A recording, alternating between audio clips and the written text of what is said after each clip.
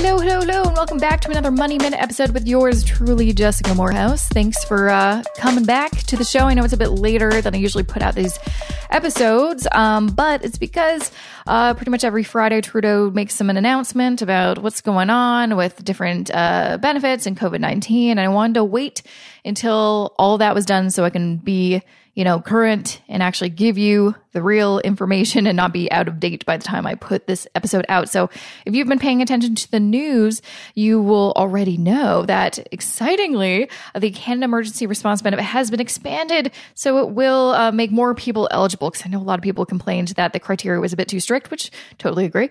But now it seems like more people will be eligible to get it, which is great. So listen to last week's Money Minute episode to learn a little bit more about what it is, but essentially what it is it provides you with $500 a week, but it's paid to you in $2,000, so 4-week chunks for up to 16 weeks. So what that means is if you are eligible and continue to be eligible, because you do have to reapply for every period, and the different periods, I'll talk about that in a little bit. But the different periods, you will get paid $2,000 per month for up to 4 months. And now the benefit is more available to more workers. So for eligibility, this is what the criteria now says. So the benefit is available to workers who reside in Canada and who are at least 15 years old, who have stopped working because of reasons related to COVID-19 or are eligible for employment insurance, regular or sickness benefits, or, and this is the exciting part, have exhausted their employment insurance regular benefits between December 29th, 2019 and October 3rd, 2020. So that should include a lot more people that weren't originally eligible for this benefit. So that's very exciting. Next, benefit is available to workers who had employment and or self-employment income of at least $5,000 in 2019 or in the 12 months prior to the date of their application, and who have not quit their job voluntarily. So I know I've been getting a lot of comments being like, but I want to quit, or I have quit my job because I felt like I was at risk. It was dangerous for my health and safety because maybe I'm on the front line and I could get the virus. Unfortunately, the criteria still says, and I know this kind of sucks, but if you voluntarily quit your job, you will be ineligible for this benefit. So I'm sorry. I'm just the messenger. Next, it also states when submitting your first claim, you cannot have earned more than $1,000 in employment and or self-employment income for 14 or more consecutive days within the 4-week benefit period of your claim. This is now different because before it said you couldn't have earned any money. It was really, basically it kind of blocked people that earned a little bit money, but still needed some more money to, again, pay their bills and pay for groceries and stuff like that. So they've expanded it so you can now have earned at least $1,000 or less. So hopefully that will, again, open it up so more people will be eligible. And it also states when submitting subsequent claims, you cannot have earned more than $1,000 in employment and or self-employment income for the entire 4-week benefit period of your new claim. So hopefully you're listening to this and you're like, finally, I am eligible. And this means, I think, honestly, a lot of good news. Some things I do want to reiterate in case you just are new to what's going on with the CERB is that, number one, so you're going to be paid in, $2,000 is what's going to get deposited to your bank, or you're going to get a check. I would highly recommend set up your CRA My account, set up direct deposit. Then it'll come up much quicker. It says about 3 business days. Don't forget, though, this benefit is taxable. So, and I've been getting lots of good questions or interesting questions about this being like, do I get charged interest on this? Do I have to pay it back? No, it's not a loan. You're not going to get charged interest on it. You do not have to pay it back. It is a benefit. However, you do have to pay tax on it because they're basically saying this is income. So you have to pay income taxes on it. So just remember that when you get it, set aside a portion of it for tax time, or just be aware when you file your 2020 taxes next year, this is going to be part of your income and you're going to have to pay taxes on it. So just be aware of that. Also, since I mentioned the benefit periods, and I feel like when this was first launched, I found it personally confusing.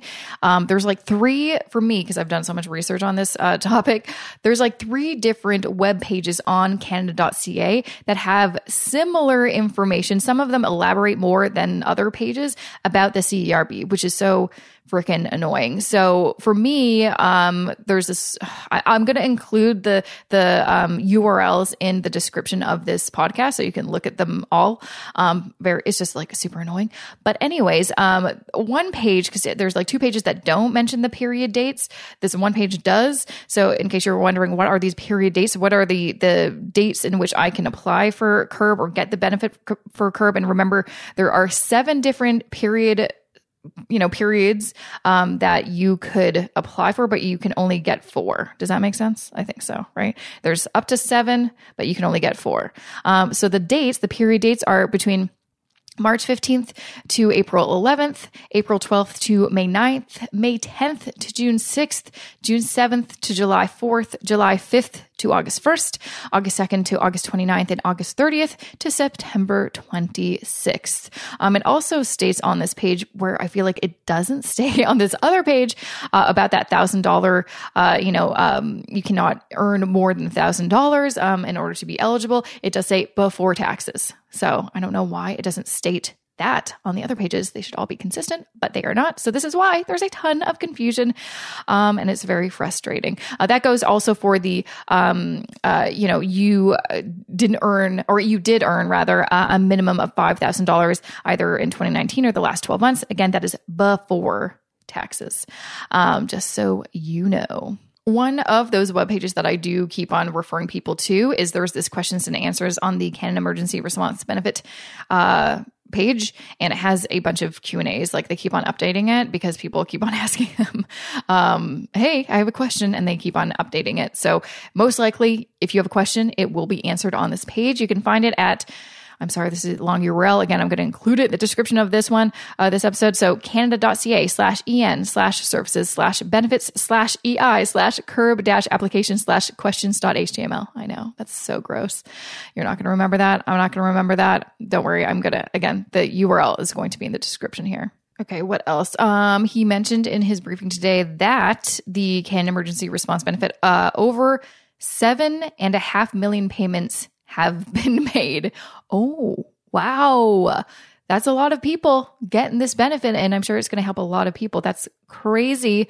So that's interesting. But what I found more interesting, because I personally have a lot of people who work in the arts, culture, and sports sector, and a lot of them there was no kind of financial relief for them. So he's announced that the government will be providing $500 million to Heritage Canada to support artists, creators, and rising sports stars. So I would highly recommend that you check out the Heritage Canada website to find out what are some of the programs that they offer. But it says, people will be able to receive wage support, and organizations will have access to funding if they are experiencing liquidity problems. So yeah, I think that's great, because quite honestly, oh gosh, like the worst thing that I find every economic recession, it's always the artists and people that are creators that are the worst hit. And we really need them in a time like this. We really do rely on musicians and artists and filmmakers and creators, basically, to make this life a little less bleak, don't you think? So I'm very excited for that.